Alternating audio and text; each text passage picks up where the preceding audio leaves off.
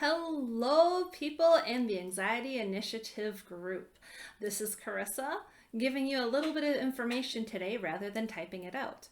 As we know, part of our anxiety journey is due to our brain. And so, as we start this journey together, I wanted to go over some familiar brain terminology and parts of our brain so you can be familiar with it. So, let's get started. First things first, we have the amygdala.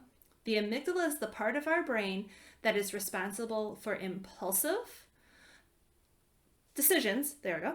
Impulsive decisions, our emotional reactions, and keeping us alive and safe. When we have anxiety, the amygdala is on fire. It is very active and it tells us a lot of things about what's going on in our environment. The next part of our brain is our prefrontal cortex. This is the problem-solving part of our brain that is responsible for looking at the facts, creating a solution, and thinking about the long-term outcomes of whatever decision we make. Sometimes when we have anxiety, our prefrontal cortex isn't as loud as it needs to be. Another part that is involved with our brain and anxiety is our hippocampus. Our hippocampus is located on the back of our skull and is responsible for holding long-term memories and putting those memories with emotions. So when we are anxious, the amygdala will ask the hippocampus for information on how you've dealt with this situation before. Now, all the communication between the prefrontal cortex, the amygdala, and the hippocampus is done through a part of our brain called the thalamus.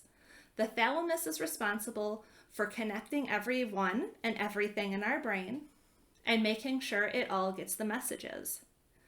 Now, in the terms of having an anxiety attack or panic attack, the thalamus oftentimes will go to the major players of the brain, like the amygdala and the hippocampus, and even the part of our brain, which is the hypothalamus, which gives us short-term memories, to let them know what the amygdala needs us to do to stay safe.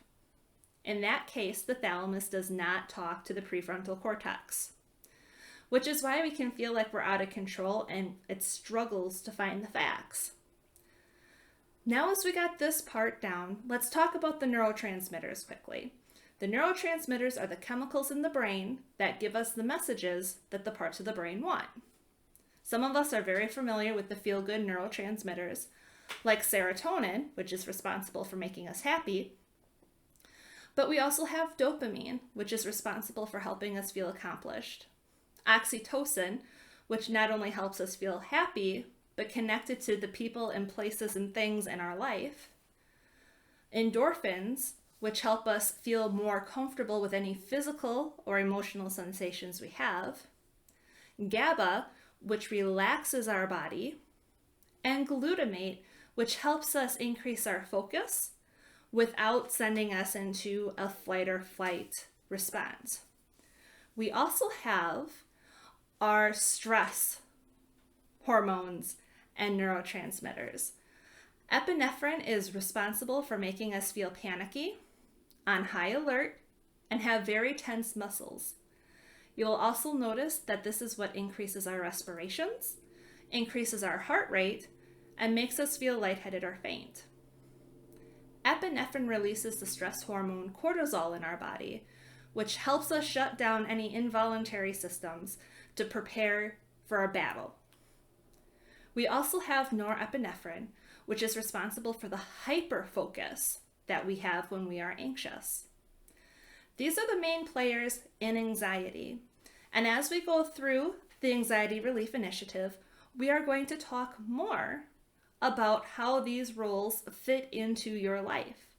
If you have any questions, please message me, as I want to make sure that your needs are being met. Well, that's it for now. This is Carissa with That Darn Amygdala signing off.